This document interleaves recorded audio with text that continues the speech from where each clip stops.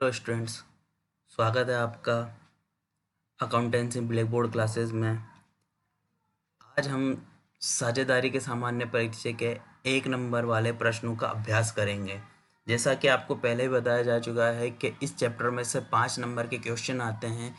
एक क्वेश्चन आता है 1 नंबर का और एक क्वेश्चन आता है 4 नंबर का। आज हम 1 नंबर वाले क्वेश्चन का अभ्यास करेंगे। ये क्वेश्चंस कुछ आपके माध्यमिक शिक्षा बोर्ड द्वारा जो संचालित पुस्तक है उसके हैं और कुछ मेरे स्वविवेक के आधार पर निर्धारित किए गए हैं। आइए देखते हैं क्वेश्चंस को। पहला क्वेश्चन है, साझेदारी संलेख के अभाव में ऋण पर ब्याज की दर होगी। ये ऋण पर ब्याज की दर ये वो वाला ऋण है जो साझेदार फर्म को देता है, वो वाला ऋण के बारे में कहा गया है।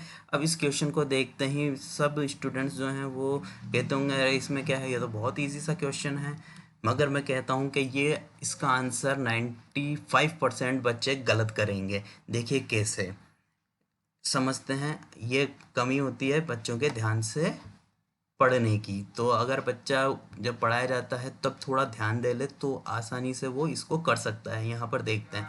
देखिए ऑप्शन दे रखे हैं 6% प्रति माह, 0.50 प्रति माह, 5% वार्षिक दर और 4% वार्षिक दर। देखिए जो 95% बच्चे जो मैं बोल रहा हूँ जो गलत करेंगे वो इसका आंसर अ लगाएंगे, जो कि गलत है, जो कि इसका आंसर एकदम गलत है। और कुछ बच्चे जो हैं ये 0.50 को देखेंगे, अरे ये क्या है, जब 5%, 4%, तो कोई बहुत जो है जो बिल्कुल ही पढ़ के नहीं गया वो लगाएगा ये वाले 5% और 4%। और 95% बच्चे जो मैं कह रहा हूँ कि वो लगाएंगे इसका आंसर ये वाला। परंतु ये आंसर भी इसका गलत है। 6% प्रति माह इसका आंसर गलत है। इसका सही आंसर है 0.50 प्रति माह। देखिए ये सही क्यों है, इसमें लिखा हुआ है प्रतिशत, 0.50% प्रति माह। इसका मतलब ये क्या हो गया, 0.50 को अगर आप 12 महीने में कैलकुलेट करो तो ये कितना हो जाता है, 6% हो जाता है। कितना हो जाता है, 6%। और वो भी कैसा हो जाता है, वार्षिक हो जाता है। कौन सा हो जाता है, वार्षिक हो जाता है। ठीक है, तो हमारा वहाँ पर जो लिखी हुई थी संलेख में वो भी क्या लिख रहा था, 6% वार्षिक। तो इसीलिए इसका आंसर ये है। अब 6% यहाँ पर क्या है, प्रति माह, तो इसीलिए ये क्या हो गया, गलत हो गया। ठीक है, दूसरा क्वेश्चन देखते हैं। साझेदारी संलेख के अभाव में लाभ हानि अनुपात होगा। ये तो सब जानते होंगे बच्चे, बराबर बराबर। ठीक है, तीसरा आता है आहरण पर ब्याज की गणना 10%, 10 की वार्षिक दर से कीजिए यदि उनके वर्ष के दौरान 24,000 आहरण किए गए हों। तो इसको सॉल्व करते हैं तो देखते हैं फॉर्मूला लगता है इसका, आहरण पर ब्याज बराबर कुल आहरण इंटू ब्याज की दर इंटू औसत अवधि बटे 100 इंटू 12। अब ये वाला फॉर्मूला लगाया गया है इसमें, तो इसका कैलकुलेशन करते हैं। 24,000 इंटू ब्याज की दर 10% क्वेश्चन में दे रखी है, औसत अवधि 6 है। 6 क्यों निकाली गई, क्योंकि आप क्वेश्चन को अगर ध्यान से देखेंगे तो इसमें आप पाएंगे कि इसमें कोई समय नहीं दिया गया है। तो इसको जब ऐसा प्रश्न आता है जिसमें समय नहीं दिया जाता है तो फिर आप n/2 का इस्तेमाल करते हैं। तो आपने n/2 किया तो 12 महीने 12/2 करा तो 6 आपकी औसत अवधि आ गई। तो बटे 100 इंटू 12 आपने इसको काटा तो इसका कितना आ गया, 1200 आंसर आ जाएगा। ठीक है, फोर्थ आता है साझेदारी संलेख के अभाव में। साझेदारी संलेख के अभाव में क्या क्या होता है, पूंजी पर ब्याज दिया जाता है या आहरण पर ब्याज चार्ज किया जाता है, वेतन दिया जाता है, लाभों में हिस्सा दिया जाता है। क्या किया जाता है ये पूछ रहा है। तो देखिए पूंजी पर ब्याज तो नहीं दिया जाता, आहरण पर ब्याज भी नहीं दिया जाता, वेतन भी नहीं दिया जाता, लाभों में हिस्सा दिया जाता है, वो भी बराबर बराबर। एक साझेदारी में साझेदारों की अधिकतम संख्या होती है, कितनी होती है, 50 होती है। ठीक है, ये तो आ जाएगा। इसके बाद में साझेदारी संलेख के अभाव में साझेदार खाली स्थान पाने का हकदार नहीं है। देखिए ऐसे क्वेश्चन आपको हमेशा जो 3.25 घंटे मिलते हैं, उनमें से 15 मिनट इसी चीज़ का मिलता है कि आप क्वेश्चन को ध्यान से पढ़ें। यहाँ पर लिखा है हकदार नहीं है, और आप जल्दबाजी में प्रेशर में क्या कर जाते हैं, इसको पढ़ जाते हैं हकदार है। तो आप देखिए यहाँ पर और क्या ऑप्शन मिलते हैं अपन को, वेतन, पूंजी पर ब्याज, फीस व कमीशन और उपयुक्त सभी। तो संलेख के अभाव में तो कुछ भी पाने का अधिकारी नहीं है, तो इसका आंसर हो गया द। ठीक है, आगे देखते हैं। साझेदारों के पूंजी खातों का शेष कम होगा। पूंजी खातों का शेष, वो भी साझेदारों का, तो साझेदारों का पूंजी खाता उनका खुद का पैसे की बात कर रहे हैं, वो जितना पैसा उनके पास रखा हुआ है, तो किससे कम होगा इन चारों में से। देखो, पूंजी पर ब्याज लगाएंगे तो उससे तो साझेदारों को और पैसा मिलेगा, तो इससे तो हमारे कमी नहीं आएगी, इससे तो क्या होगा, हमारे कमी नहीं आएगी, और इससे तो कमी नहीं आएगी। इसके बाद आहरण पर ब्याज। आहरण पर ब्याज की बात करते हैं, तो आहरण पर ब्याज का फर्म के लिए लाभ और साझेदार के लिए नुकसान होता है, तो इसका मतलब अब ये वाला आंसर इसका सही है। वेतन की बात करें तो वेतन तो हमको मिलता है, तो वेतन से तो हमें कमी नहीं आती, वेतन से तो हमारे क्या होते हैं, पूंजी खाते बढ़ते हैं। और साझेदारों के ऋण पर ब्याज, इससे भी हमको फायदा होता है, तो ये भी आंसर नहीं है। ठीक है, इसका आंसर है आहरण पर ब्याज से। 8, क्वेश्चन नंबर 8 है, साझेदारी संलेख साझेदारों के मध्य समझौता है। किस प्रकार का समझौता होता है इसमें, समझौता होता है हमारा लिखित समझौता। कैसा होता है, लिखित समझौता, क्योंकि मौखिक समझौते से तो आपने बोल दिया, और कल को आपका एक साझेदार आपसे कह दे कि नहीं मैंने तो कुछ और बोला था, मैंने इतने लाभ की बोला था, आप नहीं दे रहे हो, तो ये लड़ाई झगड़े की मुसीबत हो गई है। तो इसीलिए लिखित में होना चाहिए जो भी आप समझौता करो। गर्भित में तो कोई मतलब ही नहीं है कि भाई हम छुपा के कर रहे हैं, तो वो कोई मतलब ही नहीं है, इनमें से कोई नहीं, ये हो ही नहीं सकता। ठीक है, इसके बाद में आता है, वे व्यक्ति जो साझेदारी का निर्माण करते हैं। वे व्यक्ति जो साझेदारी का निर्माण करते हैं, क्वेश्चन में देखिए यहाँ पर क्या लिख रहा है, यही इसका असली क्वेश्चन है। व्यक्तिगत रूप से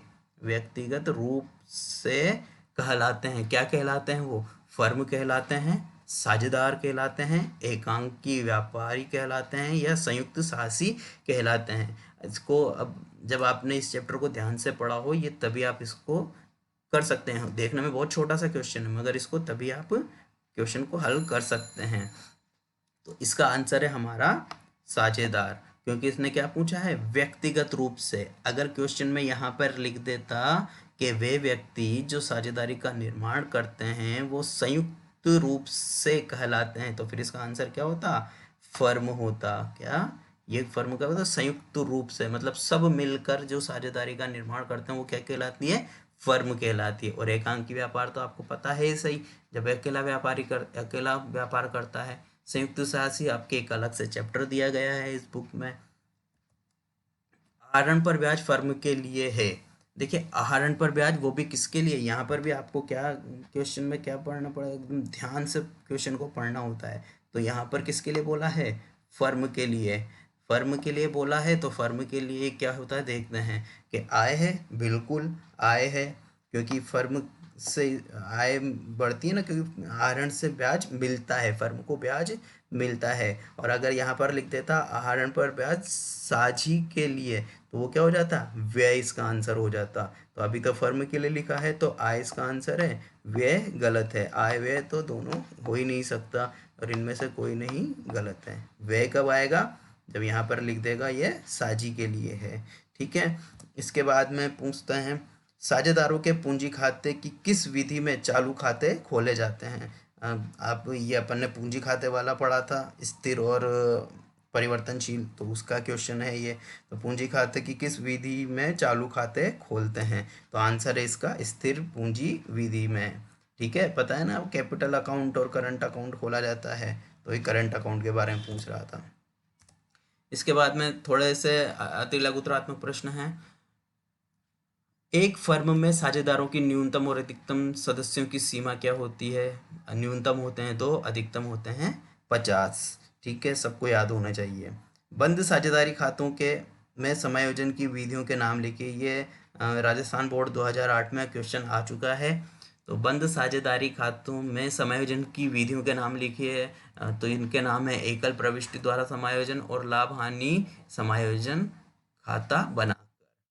दो मदें लिखिए जो लाभ हानि नियोजन खाते के क्रेडिट में लिखी जाती है। एक है बाय P&L अकाउंट, ब्रैकेट में net profit for the year and for the year, आपने पहले भी कर रखे हैं इसके क्वेश्चन, और बाय इंटरेस्ट ऑन ड्राइंग्स। ठीक है, फोर्थ क्वेश्चन आता है स्थिर पूंजी खाता विधि में कौन से खाते बनाते हैं। स्थिर पूंजी खाता विधि में कौन से खाते बनाते हैं। कैपिटल अकाउंट और करंट अकाउंट, अभी बात करी थी पिछले, पहले भी क्वेश्चन आया है इसका।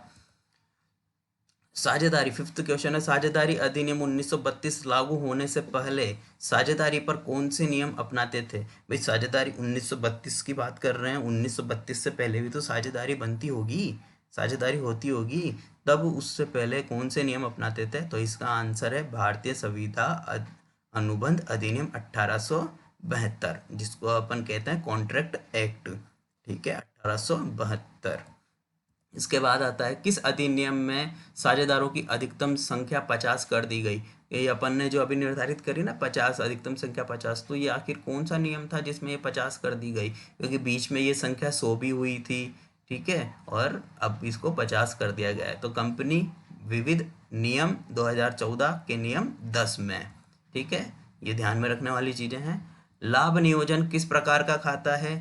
ये होता है हमारा नाम मात्र का खाता, हैंडल एप्रोप्रिएशन की बात कर रहे हैं। एट्थ है एकल प्रविष्टि द्वारा समायोजन में की जाने वाली प्रविष्टि लिखें।